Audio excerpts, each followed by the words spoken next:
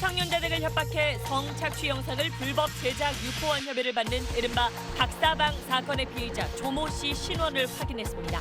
단독 취재한 내용과 함께 조 씨의 실명과 얼굴을 공개합니다. 문재인 대통령이 N번방 사건에 대한 철저한 수사를 지시했습니다. 특히 박사방 운영자에 대한 조사에 국한하지 말고 N번방 회원 전원에 대한 조사가 필요하다고 강조했습니다. 국제올림픽위원회 IOC가 처음으로 도쿄올림픽 연기를 선택사항 중에 하나로 논의할 거라고 밝혔습니다.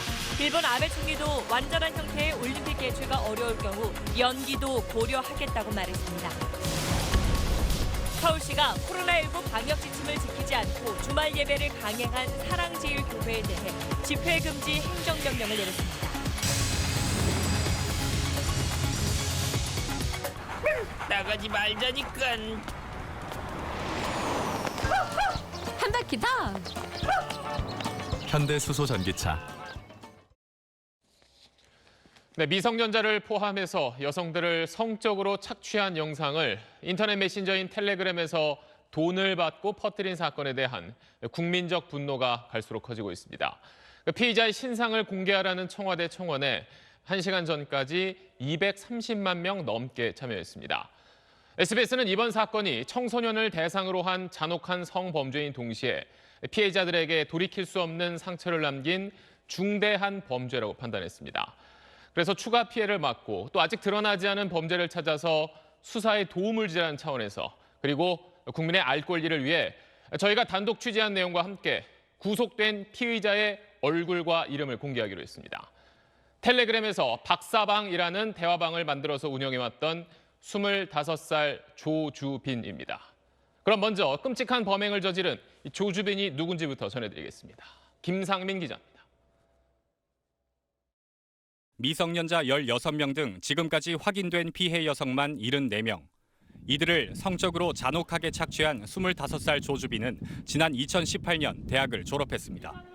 조 씨가 졸업한 학교를 찾아가 학교 생활은 어땠는지 이야기를 들었습니다. 조 씨는 정보통신을 전공했지만 글쓰기를 좋아해 학내 독후감 대회에서 1등을 차지했고 학보사에서 활동하며 편집국장을 맡기도 했습니다. 학보에 기명 칼럼도 여러 편 썼는데 학교 생활에서 느낀 감상을 감성적인 글로 옮겼습니다. 4학기 중 3학기 평균 학점이 4.0을 넘을 정도로 성적이 좋아 장학금도 여러 차례 탔습니다. 성적과 교내 활동을 보면 우수 학생 평가를 받을 만했지만 교우 관계가 원만하지는 않았다고 동기와 선후배들은 말합니다. 기자도 되게 마음대로 쓰고 교수님이랑도 트러블 좀 있었고 간사랑도 트러블 있었고 뭐 다 트러블 있었죠. 하지만 조 씨가 학내에서 성문제 등으로 일탈 행위를 한 적은 없었다는 게 학우들의 전언입니다. 어디서나 진짜 보시기 싶던 조용한 아이였었던 것 같아요. 조 씨가 범행을 시작한 건 졸업 직후인 지난 2018년부터로 경찰은 파악했습니다. 처음 텔레그램에 총기나 마약을 팔겠다는 허위 광고를 올려 돈을 가로채는 사기 행각을 벌이던 조 씨는 지난해 9월 텔레그램에 박사방을 만들어 성착취 범행을 저지르기 시작했습니다. 성착취 운영방의 시초격인 N번방 운영자 갓갓이 시들해지자 더 자극적인 성착취물을 이용해 돈을 번 겁니다. 경찰은 내일 신상정보 공개 심의위원회를 열고 조 씨의 신상을 공개할지 결정할 방침입니다. 박사가 제가 그래도 알고 지냈던 사람이었다는 게 1차적으로 먼저 소름이 돋았고. SBS 김상민입니다. 자, 박사방이라는 대화방을 만들어서 운영한 사람들뿐 아니라 돈을 내고 거기 들어가서 성착취 영상을 본 사람 역시 수사 대상입니다. 그들은 입장료로 가상화폐를 내고 그 텔레그램 대화방에 들어갔는데 경찰이 최근 압수수색을 통해서 운영진에 가상화폐를 보냈던 사람들의 명단을 일부 확보했습니다. 정반석 기자가 단독 취재한 내용입니다.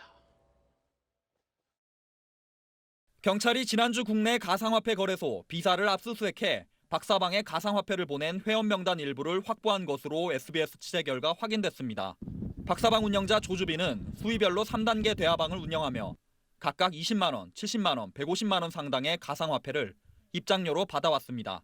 가상화폐를 사용할 줄 모르는 회원들에겐 비사명의 국내은행 계좌로 현금을 보내도록 했습니다. 저희가 박사를 한번 접촉을 해봤습니다. 박사는 이 코인 대행업체를 소개를 했거든요. 코인 대행업체를 통해서 입금하라는 식으로 이제 그 홍보를 했기 때문에 경찰은 가상화폐 거래소에서 확보한 회원 명단을 토대로 이들의 정확한 신상 정보와 송금 횟수, 송금액 등을 확인하고 있습니다. 작년 12월 달에 박사방 관련해서 저희 쪽으로 주문이 들어오는 걸 인지를 했고 긴밀하게 협조해서 이제 자료를 많이 제공을 해오고 있었고요. 그리고 지난주에 서울경찰청에서 영장을 받아서 박사 쪽이랑 관련이 있을 가능성이 있는 거래 내역 건수 2,000건 정도를 제공을 한 상태입니다. 미성년자를 성착취한 영상은 소지만 하고 있어도 처벌을 받습니다. 제작 의도를 알고 돈을 낸 만큼 성착취물 제작을 방조한 혐의가 성립한다는 의견도 있습니다. 채팅 등을 통해서 제작 내용에 관여를 했다면 제작자의 공범으로 채팅을 하지 않았다 하더라도 돈을 내고 이것의 범행을 주도한 사람들이 범행을 용이하게 했기 때문에 방조범으로 처벌이 가능한지 검토해서 경찰은 박사방에 가상화폐를 보낸 이들 회원의 신원이 확인되는 대로 이들을 우선 조사할 방침입니다. SBS 정만석입니다. 경찰은 이렇게 박사방 또는 N번방처럼 텔레그램에서 은밀한 대화방을 만들어 잔혹한 범죄를 저지른 일당이 더 있다는 걸 확인하고 현재 그들을 쫓고 있습니다. 이런 가운데 문제의 대화방에 있던 범죄 영상을 돈 받고 팔겠다는 글이 인터넷에 퍼지면서 추가 피해도 우려되고 있습니다. 이 소식은 홍영재 기자입니다. 텔레그램 N번방의 존재는 지난해 2월 처음 알려졌습니다. 입장료를 받고 성착취 영상을 올리는 대화방이 있다는 소식이 온라인에 퍼졌는데 영상 종류에 따라 1번에서 8번까지 운영했기 때문에 N번방으로 불렸습니다. 트위터상에서 18개라고 불리우는 비행 청소년 계정들을 해킹한 다음에 경찰관이 이제 접근을 합니다. 노출 사진과 성적인 글들을 꼬투리를 잡아서 협박을 하고 특히 더 많은 영상을 보고 싶으면 추가 비용을 가상화폐로 내도록 한 방식은 박사방 운영자 조주빈이 그대로 따라했습니다. N번방의 운영자는 대화명 갓갓이라는 인물. 지난해 말부터 N번방 운영진을 수사해온 경찰은 갓갓으로 유력한 인물의 신원을 파악해 추적 중입니다. 이미 N번방 운영자 등 관련자 100여 명도 검거한 것으로 알려졌습니다. 이런 가운데 SNS와 텔레그램엔 N번방 등에 올라온 성착취물을 수집해 재판매하는 글이 잇따르고 있습니다. 어제도 N번방 100만 원방 자료라는 글이 SNS에 올라왔는데 2차 피해가 우려되는 상황입니다. 그런데 방이 폭발을 많이 되었는데 폭발을 대비해서 대피소라는 방을 만들어놨더라고요. 경찰은 여성가족부 등 관계기관과 성착취물 영상 삭제 조치를 진행하기로 하고 텔레그램 본사를 찾아 원본 삭제를 요청할 방침입니다. SBS 홍영재입니다. 강력한 처벌을 촉구하는 목소리가 이어지자 문재인 대통령이 오늘 특별 지시를 내렸습니다. 운영진에 대한 철저한 수사뿐 아니라 텔레그램 대화방에 있던 회원 전체에 대한 조사가 이루어져야 한다고 강조했습니다. 필요할 경우에는 특별조사팀을 꾸리라고도 주문했습니다. 전병남 기자입니다. 문재인 대통령은 먼저 N번방 사건 가해자들의 행위는 피해자의 삶을 파괴한 잔인한 행위였다고 규정했습니다. 관련 국민청원도 국민, 특히 여성의 절규로 무겁게 받아들인다고 말했습니다. 문재인 대통령은 아동, 청소년 16명을 포함한 피해 여성들에게 대통령으로서 진심으로 위로의 말씀을 드리며 국민의 정당한 분노에 공감한다고 말했습니다. 이 사건을 중대한 범죄로 인식하고 철저히 수사해 가해자들을 엄벌에 처해야 한다고 지시한 문 대통령은 특히 N번방 회원 전원에 대한 조사 필요성을 강조했습니다. 필요하면 경찰이 특별조사팀도 구축하라고 지시했습니다. 청와대 핵심 관계자는 익명성에 숨으면 안 잡힐 거란 범죄자들의 잘못된 인식을 바꿔야 한다는 게 문 대통령의 생각이라고 전했습니다. 경찰은 즉각 N번방 회원들에 대한 수사와 형사처벌 방안 등을 검토하기 시작했습니다. 현행법이 디지털 성범죄 해결엔 역부족이란 지적이 잇따르자 정치권에선 보완 논의도 본격화합니다. 민주당은 N번방 사건 재발금지 3법을 발의한다고 밝혔고 정의당은 N번방 방지 및 처벌법 제정을 위한 원포인트 임시국회 소집을 제안했습니다. SBS 전병남입니다. 이러자 일본도 기존 입장에서 한발 물러섰습니다. 아베 총리가 처음으로 도쿄올림픽 연기가 가능하다는 말을 꺼냈습니다. 일본 분위기는 도쿄에서 유성재 특파원이 전해왔습니다. 아베 일본 총리는 국제올림픽위원회 IOC의 이번 성명이 이른바 완전한 형태로 도쿄올림픽을 개최하겠다는 자신의 평소 발언과 결이 같다고 설명했습니다. 그러면서 공개석상에서 처음으로 연기라는 말을 입에 올렸습니다. 仮にそれが困難な場合にはアスリートの皆さんのことを第一に考え延期の判断も行わざるを得ないと。 그동안 각국 선수와 경기단체들이 선수와 관중의 안전 우려를 제기할 때도 예정대로 개최한다는 방침을 고집해왔지만 최종 결정권을 가진 IOC의 성명이 나오자 불가피하게 연기 발언을 내놓은 것으로 보입니다. 일본 정부는 올림픽 취소는 검토하지 않겠다는 IOC의 성명 내용을 집중 부각했습니다. 正直ほっとしております。適切な判断を早い段階で決めていただけるように願っています。 이런 가운데 일본 정부와 도쿄 조직위는 오는 26일 후쿠시마를 출발하는 성화 봉송을 예정대로 진행할 방침입니다. 그러나 성화 봉송 첫 주자인 여자 축구 가와스미 선수가 주자로 뛰는 것을 포기하면서 모양을 구기게 됐습니다. 전 일본 대표 출신으로 현재 미국에서 뛰고 있는 가와스미는 이동 시 감염 우려를 포기 이유로 들었습니다. 이제 일본 내에서도 올림픽 연기는 불가피하다는 분위기가 우세합니다. 7월 개최가 연기된다면 과연 언제가 좋을지에 대한 갑론을박이 본격적으로 시작되고 있습니다. 도쿄에서 SBS 유성재입니다. 다른 나라 상황 계속해서 짚어보겠습니다. 우선 유럽은 이제 확진자가 17만 명을 넘어섰습니다. 외국인 들어오는 거 맞고 또 3명 이상 모이지 못하게 하고 이런저런 대책 내놓고 있지만 환자와 사망자는 계속 늘고 있습니다. 먼저 김지성 기자입니다. 하루에 사망자가 50명 이상 나오고 있는 이탈리아 베르가모시의 한 성당에 시신들이 안치돼 있습니다. 코로나19 사망자가 급증하다 보니 병원 영안실과 묘지가 부족해서 성당에 시신을 안치하는 건 이제 이탈리아 북부에서 흔한 일이 됐습니다.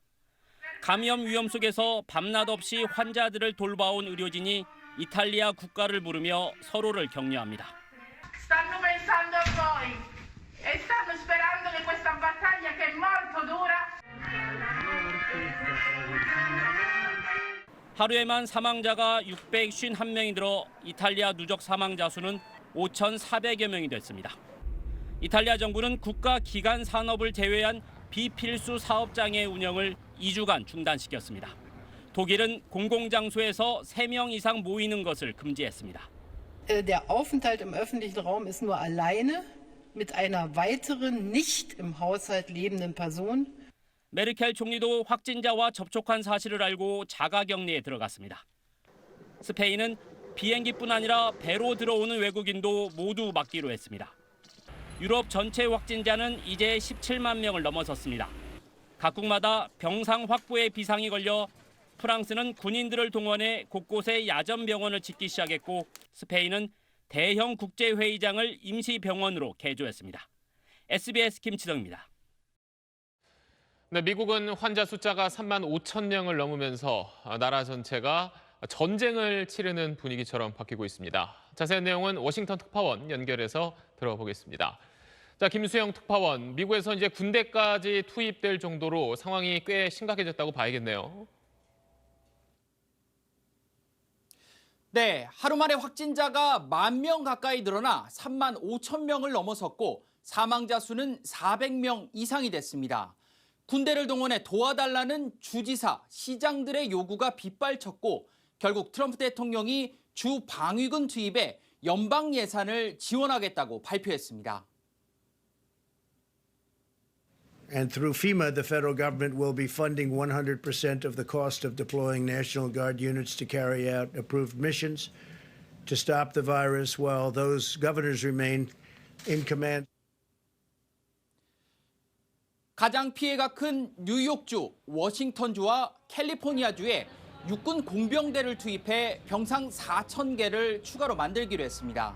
또 트럼프 행정부가 미국인들에게 현금을 지급하고 연준이 4조 달러를 시중에 공급하는 경기 부양안을 의회에 냈는데요. 오늘 상원에서 부결됐습니다. 고용 유지 방안이 상세하지 못하다는 게 야당이 반대한 이유입니다. 상황이 점점 좋지 않네요. 이제 그럼 미국에서도 뭐 서로 모임 같은 거 자제하자, 좀 조심하자 이런 분위기가 느껴집니까? 사회 전체가 그런 건 아닙니다. 워싱턴 DC의 벚꽃 축제가 열릴 때라 제가 현장에 가봤는데요. 방호복과 마스크로 완전 무장한 채 벚꽃 구경에 나선 사람도 있었지만 사회적 거리 두기에 신경 안 쓴다는 젊은이들도 여전히 많았습니다.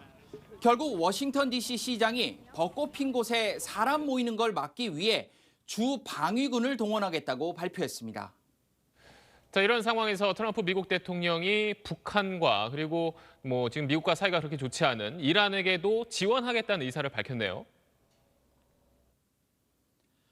네, 코로나19로 어려움을 겪는 북한과 이란에 지원할 의사가 있다고 거듭 밝혔습니다.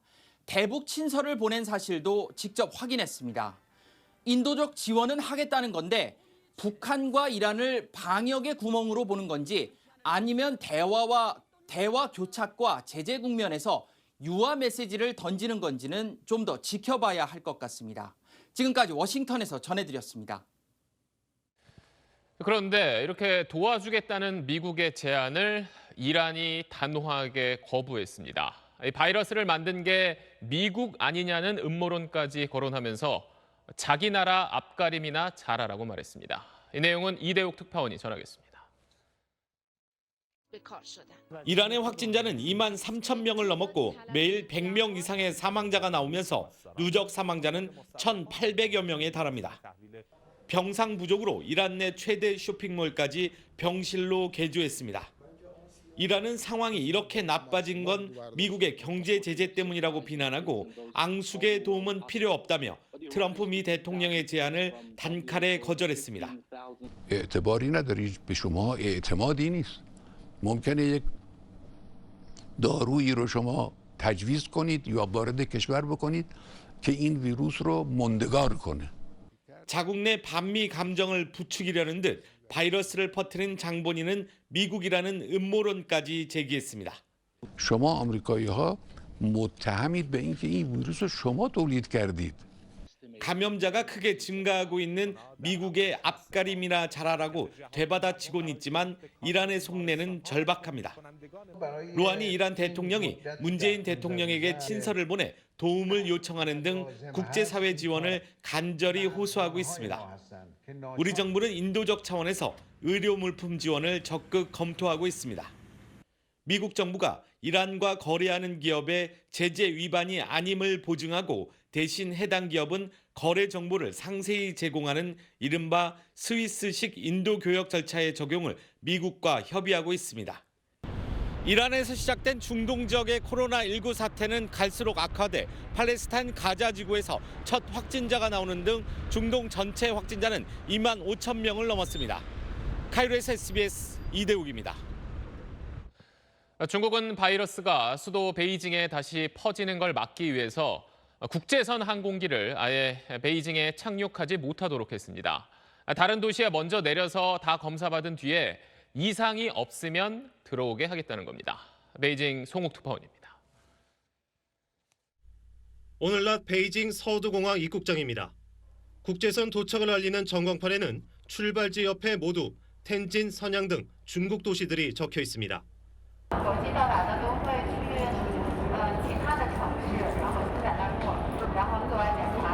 베이징으로 들어오는 모든 국제선 항공기들은 중국 내 12개 도시 가운데 한 곳을 경유토록 하는 조치가 오늘부터 시행됐습니다.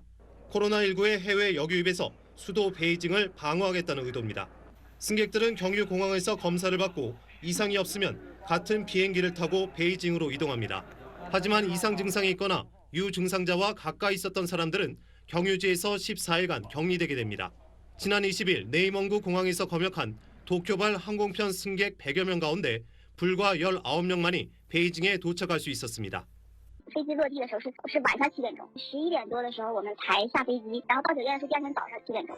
이처럼 입국 문턱이 계속 높아지자 대한항공은 오는 28일부터 약 한 달간 인천 베이징 노선 운항을 중단하기로 했습니다.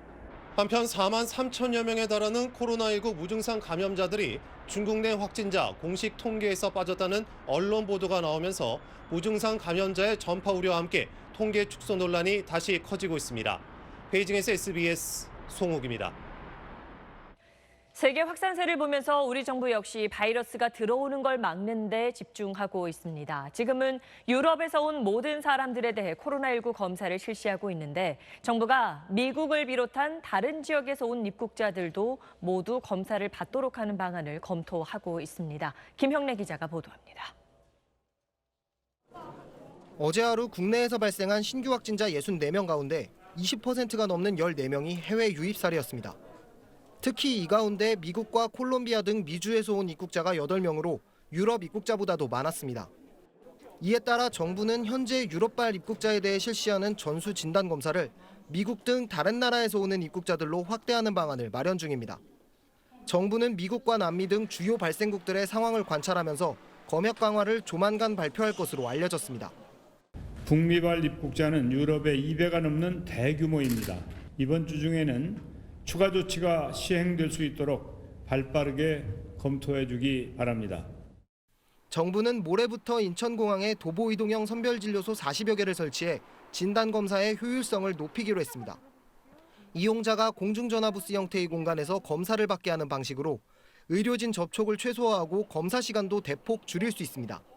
이렇게 부스로 옮겨 다니면서 그 한 팀의 인력이 대략 한 5분에서 한 6, 7분 만에 하나씩 검사를 해낼 수가 있습니다.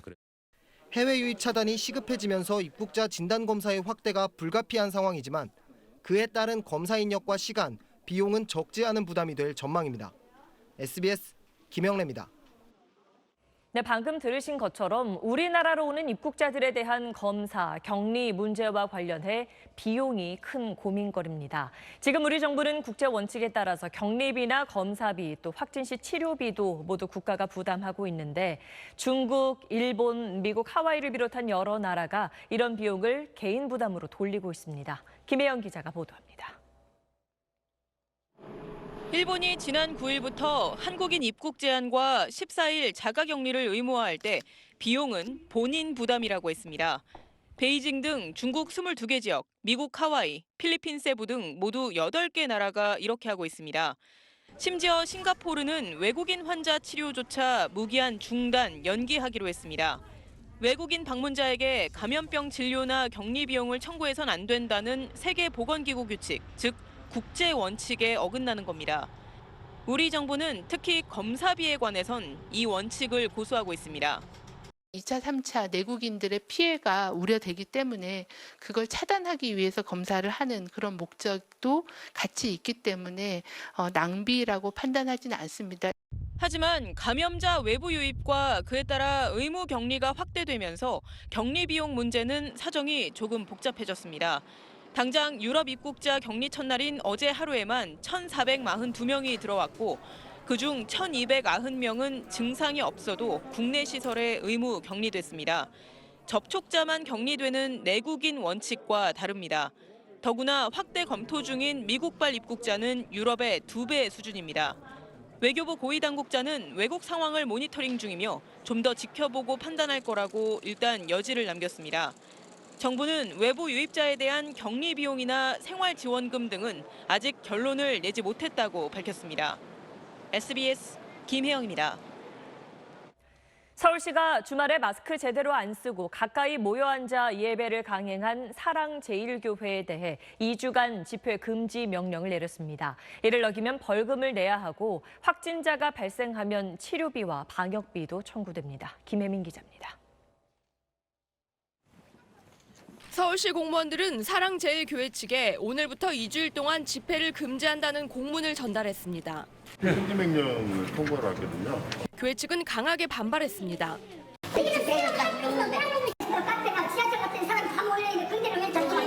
서울시는 전광훈 한국기독교총연합회 목사가 이끄는 사랑제일교회가 어제 2천여 명이 밀집한 가운데 예배를 하면서 신도 간 1, 2m 거리를 유지하라는 방역 수칙을 위반하고 일부 신도들은 마스크도 제대로 쓰지 않았다고 지적했습니다. 즉각 시정을 요구했지만 교회 측은 묵살했고 또 현장 점검을 나온 공무원들에게도 욕설과 폭언을 쏟아내기까지 했습니다. 사랑제일교회는 2주 동안 사실상 문을 닫아야 합니다. 서울시와 정부는 이런 행정명령을 위반할 경우 법에 따라 신도 개인에게 300만 원의 벌금이 부과되고 확진자 발생 시 치료비와 방역비 등에 대한 구상권도 청구한다는 강경한 방침을 밝혔습니다. 지금은 전시에 준하는 비상 상황입니다. 행정명령이 엄포로만 받아들여져서는 안 될 것입니다. 정부의 강력한 권고 다음 날인 어제 예배를 중단하거나 온라인 예배로 전환한 교회는 전국 교회의 57% 정도로 나타났습니다. SBS 김혜민입니다. 다음 소식 이어가겠습니다. BMW 일부 차량에서 추돌 사고를 막기 위한 주행 센서가 잘못 작동된다는 제보가 들어왔습니다. BMW 측은 차량 결함은 아니라고 주장을 했는데 전문가들 이야기는 달랐습니다. 김관진 기자가 취재했습니다. 주차를 위해 후진 중인 차량의 블랙박스 화면입니다. 경고음이 울리더니 차가 멈춰섭니다. 후진으로 새 차장에 들어설 때도 같은 현상이 일어납니다. 고속도로를 달릴 때에도 경고음이 울리더니 안전벨트가 당겨집니다. 모두 추돌 사고를 막기 위한 주행제동 센서가 오작동한 겁니다. 브레이크를 잡고 안전벨트가 쫙 당겨지면서 그냥 명치를 때리는 느낌? 주먹으로 때리는 느낌, 그 느낌이었어요. 항공기 정비사인 운전자 서 씨는 사고 후 허리 통증 등으로 병원 치료를 받았고 2주간 출근도 하지 못했습니다. 하지만 차량 결함은 아니라는 게 BMW 측 입장.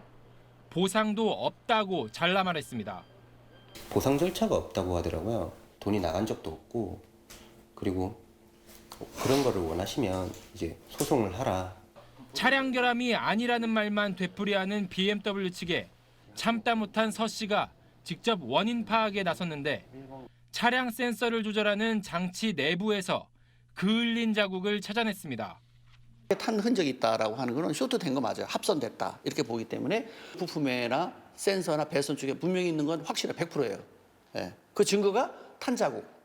서 씨가 직접 문제를 밝혀낸 다음에야 보상 얘기를 꺼낸 BMW 코리아 측은 고객 사정을 고려해 소액을 제시한 건 맞지만 차량 결함과는 무관하다고 강조했습니다.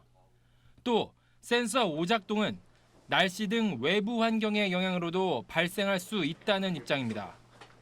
하지만 BMW 동호인 커뮤니티에는 급제동할 상황이 아닌데도 차량이 갑자기 멈춰 당황했다는 글들이 올라오고 있습니다. 예상하지 못한 급제동은 큰 사고로도 이어질 수 있는 만큼 센서 오작동이 왜 일어났는지 원인에 대한 면밀한 조사가 필요해 보입니다. SBS 김관진입니다. 네, 이번에는 4월 총선이 다가오면서 정당 이름도 많아지고 또 그 내용도 복잡해지고 있는 정치권 소식 살펴보겠습니다. 우선 민주당의 위성 비례정당인 더불어시민당이 오늘 비례대표 후보 명단을 공개했습니다. 또 다른 친여 성향의 비례정당인 열린민주당에선 후보의 음주운전 전력이 논란이 되고 있습니다. 윤나라 기자입니다. 이르면 어젯밤 비례대표 후보를 발표하겠다던 더불어시민당은 오늘 낮 12시까지 추가 공모를 받았습니다. 그리고 4시간 뒤 민주당 비례후보 20명이 포함된 34명의 후보자 명단을 냈습니다. 지난 1986년 부천서 성고문 사건의 피해자인 권인숙 교수와 윤미향 정의기억연대 이사장 등 12명이 시민사회 추천으로 포함됐습니다. 더불어시민당에 참여한 4개 소수정당 가운데 2개 정당에서만 1명씩 후보로 추천됐습니다. 다른 2개 정당은 아예 배제됐는데 민주당에 속았다며 강하게 반발했습니다. 강제징용 정당을 이용해먹고 헌신짝처럼 버린다는 것은 상상도 할 수 없었고 앞으로 우리는 강력히 대여 투쟁에 나설 것입니다.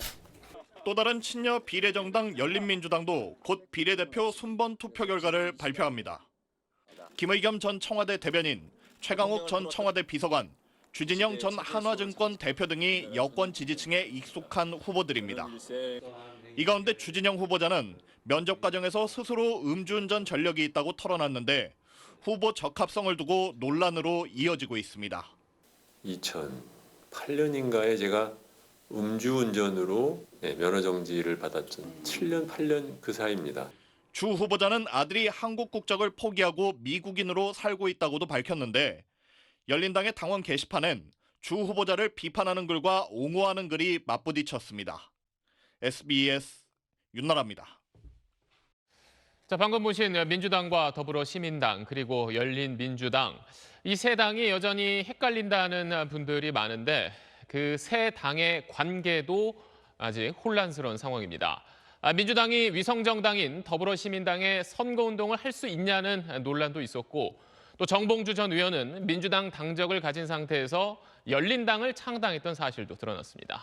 자세한 내용은 박하정 기자입니다. 더불어민주당과 더불어시민당 로고입니다. 글자체부터 색깔까지 쏙 빼닮았습니다. 모정당과 위성정당 관계란 걸 드러냈다는 지적이 나옵니다. 법적으로는 다른 당인데 선거운동은 어떻게 할까? 당 간에는 선거운동이 서로 안 됩니다. 개인이 하는 건데 개인이. 지역구도 그렇고 비례도 그렇고. 하지만 후보가 다른 당 선거운동을 하면 선거법 위반이라는 게 선관위 유권 해석입니다.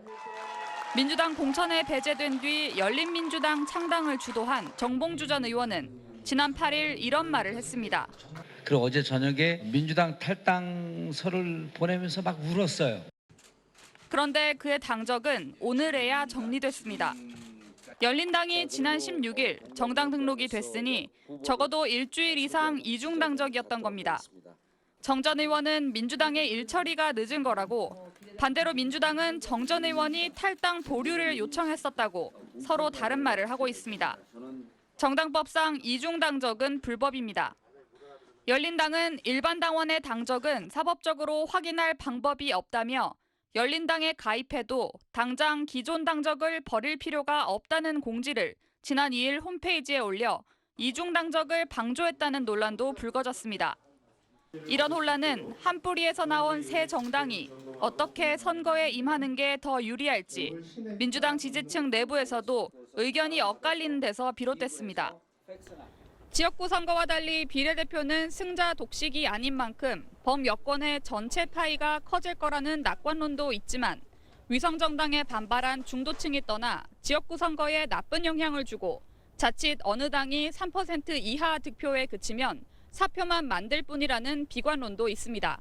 SBS 박하정입니다. 통합당의 위성정당인 미래한국당은 통합당의 입김이 한껏 들어간 비례대표 공천안을 내놨습니다. 당 안에서 당선권으로 불리는 순번 20번 안쪽 명단을 보면 이전 지도부가 만들었던 명단에서 3분의 2 정도가 바뀌었는데 통합당에서 영입한 사람들 이름이 여러 명 보입니다. 이 소식은 백운 기자입니다. 새 지도부가 들어선 지 사흘 만에 미래한국당 비례대표 후보 명단이 선거인단의 투표로 확정됐습니다. 이전 한선교 체제의 공천안에서 21번을 받았던 윤주경 전 독립기념관장은 1번에 배치됐습니다. 우리 당이 지향하는 것은 자유, 정의, 평화이고 또 나라 사랑인데 그 가치를 가장 대표적으로 보여줄 수 있는 분이 윤주경 관장이라고 생각을 했습니다. 2번과 3번은 윤창현 전 한국금융연구원장, 한무경 전 한국여성경제인협회장입니다. 기존 공천안과 비교하면 당내에서 당선권으로 여겨지는 20번 안쪽 후보 중 12명이나 밀려났습니다. 대신 통합당 영입 인재들이 대거 좋은 자리를 차지해 통합당이 좌우하는 위성정당의 실체를 또 한 번 여실히 드러냈습니다. 친황 공천이란 비판이 나오자 미한당 지도부는 애써 황교안 통합당 대표의 입김은 없었다고 주장했습니다. 누구에 의해서 했다는 것은 저는 인정할 수가 없고요. 정의당은 미한당 창당 과정과 공천에 개입했다며 황교안 대표를 선거법 위반 혐의로 검찰에 고발했고, 통합당은 민주당이 출범시킨 더불어시민당에 대해선 왜 침묵하느냐며 정의당을 비난했습니다. 통합당이 서울 광진을에 공천한 오세훈 후보가 아파트 경비원 등에게 명절에 120만 원을 건넨 사건과 관련해 오 후보 선거운동 현장에서 항의 시위를 벌인 대학생들에 대해선 경찰이 선거법 위반 혐의로 수사에 착수했습니다. SBS 백운입니다. 코로나19로 오늘 금융시장은 또 크게 흔들렸습니다. 코스피는 1,500선이 다시 무너졌고 원달러 환율은 급등했습니다. 특히 우려스러운 건 단기자금 또 회사채 시장이 경색 조짐을 보이는 부분입니다. 박창근 기자가 보도합니다. 미국과 유럽에서 코로나19 확진 환자가 급증하며 경기 침체를 넘어 불황의 공포가 엄습한 가운데 외국인 투자자는 내리 13일째 순매도를 이어갔습니다. 이 기간 유가증권 시장에서만 10조 원 가까운 자금을 회수해 간 겁니다. 개인 투자자가 사자에 나섰지만 장 초반 유가증권 시장과 코스닥 시장 모두에서 프로그램 매매를 일시정지시키는 사이드카가 발동된 가운데 결국 코스피와 코스닥 지수는 5% 이상 급락한 채 거래를 마쳤습니다. 지난주 한미 통화스와프 소식에 진정되는 듯했던 외환시장 불안도 재현됐습니다. 원달러 환율은 20원이나 급등했습니다. 달러를 제외하고 모든 통화들이 상대적으로 깊이되는 통화로 인정을 받고 있기 때문에 원화도 약세를 나타내는 것 같습니다. 위험 자산에 대한 회피 심리는 채권 시장도 예외가 아니었습니다. 무조건 현금이라는 심리가 번지면서 주가가 내리면 보통 오르던 채권값도 급락했습니다. 기업어음 등 단기자금 시장이 얼어붙었고 일부 트리플B 등급 회사채는 투매 양상도 보였습니다. 한국은행이 증권사 등의 유동성을 공급하기 위해 환매 조건부 채권, RP를 사들이겠다고 발표해야 할 정도였습니다. 기업자금 조달 시장이 경색될 경우 한계 기업부터 부도 위기에 몰릴 수 있어 금융당국은 예의주시하고 있습니다. 정부는 내일 열리는 제2차 비상경제회의에서 정상적인 자금 조달이 어려운 대기업들의 회사채를 산업은행이 인수해주는 회사채 신속인수제와 채권시장 안정펀드 조성 방안 등을 확정해 발표할 예정입니다. SBS 박찬근입니다. 이렇게 금융시장이 요동치면서 주가 연계증권 ELS에 투자한 많은 사람들도 마음을 졸이고 있습니다. 투자할 때에는 안정적인 수익을 낸다고 해 가입했지만 지금은 상당수 상품이 원금 손실 위기에 처했습니다. 전영우 기자입니다. 40대 남성 A씨는 지난해 유로스탁스 지수 등에 연계되는 3년 만기 주가 연계증권 ELS에 2억 원을 투자했습니다. 통장을 막 보여줘요. 자기 통장을. 지난 몇 년 동안 이거 했는데 한 번도 손실난 적 없다고. 최근 유로스탁스 지수가 고점 대비 30% 넘게 떨어지며 이 상품은 원금 손실 구간에 진입하기 직전입니다. 이런 ELS는 대부분 코스피나 미국 S&P 500, 유로스탁스 등 주가 지수가 일정 수준 이상으로 떨어지지 않으면 약정 수익을 주는 상품입니다. 오랜 저금리 기조와 연 3에서 4% 수익률을 안정적으로 낸다는 광고 속에 ELS의 발행 금액은 지난해 100조 원에 달해 국민 재테크 상품으로 불렸습니다. 하지만 코로나 사태로 전 세계 증시가 폭락하면서 사정이 달라졌습니다. 가입 시점에 따라 이미 원금 손실 구간에 들어간 상품도 많습니다. 벌써 503개, 총 6,200억 원대 규모입니다. 은행 예금보다 2%포인트 안팎 높은 수익률을 얻으려다 원금의 30에서 40% 정도 손실을 볼 위험에 처한 겁니다. 그러니까 앞으로 10% 정도만 더 하락을 하게 되면 많은 ELS들이 지금 녹인 영역으로 진입하게 되지 않나. 그러면 대규모 손실이 불가피할 가능성이 있습니다. 만기 전에 주가 지수가 반등한다면 약정 수익을 얻을 수도 있지만 코로나 사태로 인한 주가의 바닥을 가늠하기 어려워 투자자들의 고민이 깊어지고 있습니다. SBS 전용우입니다. 코로나19 환자를 치료하는 신종감염병 중앙임상위원회가 국내 인구의 60%에서 면역력이 생겨야 코로나19가 종식될 거란 분석을 내놨습니다. 이게 어떤 의미이고 우리 방역 대책은 어떻게 달라져야 하는지 조동찬 의학 전문 기자가 보도합니다.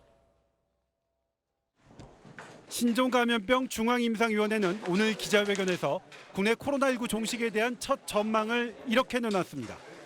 인구의 60%가 이 바이러스의 면역을 가지게 되었을 때 비로소 확산을 멈출 수 있습니다. 국내 인구 중 3천만 명 정도가 감염돼야 전파력이 차단된다는 의미입니다. 독일의 메르켈 총리 등도 인구의 60에서 70%가 감염될 것으로 전망했지만 국내 전문가들의 공식 발표로는 처음입니다. 60%는 어떻게 계산됐을까? 현 시점에서 한 명의 환자는 2.5명을 감염시키는 것으로 나타나는데 시뮬레이션 결과 10명 중 6명이 감염돼 면역력이 생기면 더 이상 주변으로 퍼지지 않는 것으로 계산된 겁니다. 미국 하버드대 연구팀은 코로나19는 증상이 없을 때 오히려 감염력이 높은 특징 때문에 기존 방역 정책을 무력화시키는 것으로 분석했습니다. 확진자의 동선을 추적해 밀접 접촉자를 격리시키는 방법은 지역사회 감염을 막지 못했고 이동 제한 및 사회적 거리를 두는 억제 정책 역시 장기적으로 시행할 수 없어 효과를 장담할 수 없다는 겁니다. 계약하면 코로나19 환자가 늘어날 것도 쉽게 예상할 수 있습니다. 학급에서 학급으로, 학년에서 학년으로 전파되지 않도록 미리 계획을 세워둬야 합니다. 중앙임상위원회는 코로나19 감염자의 80%는 별다른 치료 없이 완치된다는 점을 강조했습니다. 대유행을 피할 수 없다면 확진자 수보다 노인, 기저질환자 등에 집중해 사망자 수를 줄이려는 노력이 더 중요하다는 것으로 풀이됩니다. SBS 조동찬입니다. 코로나19 상황 속에 여기저기 벚꽃은 피기 시작했습니다. 진해 군항제는 올해 축제를 아예 취소했지만 그래도 꽃을 보러 오는 사람들이 적지 않습니다. 창원시는 아예 벚꽃길을 폐쇄하기로 했습니다. KNN 최한솔 기자입니다. 창원시 진해구 일대 36만 그루의 벚꽃들이 꽃망울을 터뜨리기 시작했습니다. 창원시는 고강도 사회적 거리두기 실천을 위해 군항제 취소에 이어 벚꽃 명소를 전면 통제하기로 결정했습니다. 군항제 시작 이래 58년 만입니다. 경화역 등 4곳의 벚꽃 명소로 이어지는 통로가 모두 폐쇄됩니다. 경화역과 더불어 군항제 때 사람들이 가장 많이 찾는 여자천입니다. 이곳의 보행로 또한 보시다시피 전면 통제된 상태입니다. 벚꽃길로 이어지는 도로도 통제됩니다. 여자천으로 이어지는 안민곡에도 오는 27일부터 전 구간 통제되고 주요 관광지 임시주차장 10개소 설치도 취소됩니다. 하지만 소식을 접하지 못한 관광객들의 발길은 계속됐습니다. 코로나19 때문에 이 경화역이 폐쇄됐어요. 그러니까 좀 나가주셔야 되겠는데. 오히려 상춘객들이 행정관청에 적극적인 홍보를 당부하고 나섰습니다. 자연스럽게 사람들은 몰리게 되어 있습니다. 대국민 홍보를 해서라도 사람들이 집중적으로 안 모이게끔. 한 해 400여만 명이 찾아오지만 올해는 전면 폐쇄되면서 진해로 오면 벚꽃을 못 보고 발길을 돌려야 합니다. KNN 최한솔입니다. 요즘 인천공항과 그 주변은 코로나19로 인한 불황의 그림자가 깊습니다. 하청업체 노동자들은 해고 위기에 몰렸고 공항 주변 가게들은 개점 휴업 상태입니다. 최악의 불황을 맞은 영종도를 재희원 기자가 취재했습니다. 코로나19로 인한 불황의 칼바람은 항공사 하청업체 노동자부터 찾아갔습니다. 무급 휴가로 간신히 버티던 기내 청소 노동자 50여 명에게 최근 다음 달 정리해고된다고 통보됐습니다. 180만 원 받다가 50만 원 받는다 그러면 그 생활은 다 마이너스인 거 아니에요? 대책이 없다라고만 하니까. 그리고 너 나가라. 니네가 나가야 산다. 공항 주변 호텔에서 일하던 40대 가장, 비정규직 운전기사들도 이미 운전대를 잡지 못합니다. 내일부터 나오지 마라. 하늘이 무너지는 줄 알았죠. 매달 나오는 가스비, 공과금 이제 20일 지나면 이제 월급 받을 데가 없으니까 그 가정들 어떻게 할 거예요? 주변 상권엔 아예 인적이 끊겼습니다. 봄철 성수기인데도 사실상 개점 휴업 상태라 상인들은 한숨만 쉴 뿐입니다. 피부에 나간다는 건 처음인 것 같아요. 이렇게 힘들다 생각되는 건 처음인 것 같아요. 손님들이 외식을 안 하니까. 기본적으로 세계 각국의 입국 제한 조치로 항공사들이 직접 타격을 받았기 때문입니다. 국제선과 국내선 모두 운항 중단을 선언한 이스타항공은 직원들의 이달 급여를 주지 못할 정도고 대형 항공사들도 무급 휴직을 실시하는 중입니다. 그런데 하청 비정규직 노동자들에게는 희망퇴직과 해고라는 직접적인 형태로 위기의 충격이 전이되는 겁니다. 정부가 고용 유지를 위한 휴직 수당을 지원하는 특별 고용 지원 업종에 항공사들은 해당되지만 하청업체들은 제외되는 경우가 많습니다. 생존 위기에 몰린 노동자들과 소상공인들은 영종도를 고용 위기 지역으로 지정하고 취약계층 지원에 나서줄 것을 호소하고 있습니다. SBS 재희원입니다. 코로나19로 학교에 가지 못하고 있는 초중고등학교 학생들을 위해서 교육당국이 EBS 온라인 특강을 시작했습니다. 학교 시간표대로 공부할 수 있게 해 학습 공백 줄이겠다는 건데 첫날인 오늘 접속이 잘 되지 않았습니다. 송인호 기자입니다. 오늘부터 초중 고등학생을 대상으로 2주 동안 실시간 특강을 하는 EBS의 홈페이지입니다. 온에어 표시는 깜빡이는데 정작 방송 화면은 멈춰 있습니다. 9시부터 시작된 강의에 학생들이 대거 몰리면서 50분 동안 접속 오류가 발생한 겁니다. 저희가 이제 기존에 한 20배 정도를 높여놨거든요. 한 40만 정도까지는 수용이 가능하도록 돼 있었는데 아마 훨씬 넘게 아마 접속이 된 것 같아요. 교육부와 EBS는 실시간 특강 사이트를 유튜브 채널과 연동해 강의를 시청할 수 있도록 했습니다. 하지만 실시간 특강 외에 초, 중등 사이트의 무료 콘텐츠 이용은 점심시간 이후까지 불통이었습니다. 저희는 돈을 내고 유료 강의를 듣는 이제 소비자거든요. 근데 네. 사이트 접속 자체가 안 되니까 아이들이 갑자기 몰리는 이 4시간은 전혀 접속이 안 됐었어요. 교육부는 지난 17일 초중 고교의 추가 개학 연기를 결정하면서 수업 결손을 막기 위해 온라인 학습에 만전을 기하겠다고 밝힌 바 있습니다. 교육부는 오늘 진행된 실시간 특강을 EBS 인터넷 사이트에 순차적으로 게시해 다시 볼 수 있도록 하고 남은 기간 차질 없이 서비스를 제공하겠다고 설명했습니다. SBS 송윤호입니다. 대학에서 온라인 강의로 봄학기를 시작한 지는 일주일이 됐습니다. 코로나19 상황이 이어지면서 대학들은 원래 2주로 계획했던 강의를 더 연장하기로 했는데 학생들은 부실한 온라인 강의가 많다며 불만을 터뜨리고 있습니다. 유수환 기자입니다. 한국외국어대학의 한 온라인 강의입니다. 2학점 과목이라 50분은 해야 하는데 33분 만에 끝납니다. 아예 몇 년 전 걸 재탕에 올리는 과목도 있습니다. 오래된 강의를 업로드한다는 교수님도 계시고 5년 전 이때 찍은 그런 강의를 업로드를 하시는 거죠. 일주일에 3시간 하는 3학점 과목이지만 강의는 오프라인 개학 뒤로 밀어놓은 채 온라인 영상을 한 건도 올리지 않은 교수도 있습니다. 이 수업은 아예 안 진행되고 있어요. 진행.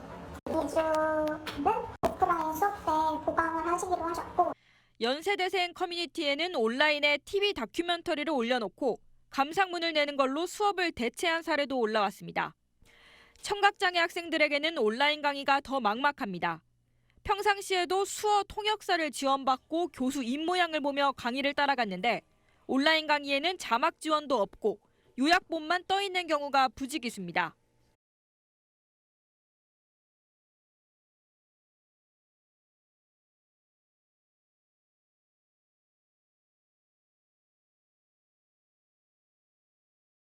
한 대학생은 온라인 강의가 부실한데도 마땅한 법규가 없어 대학 측이 등록금 감액 요구를 거부하고 있다며 헌법 소원을 제기하기로 했습니다. SBS 유수환입니다.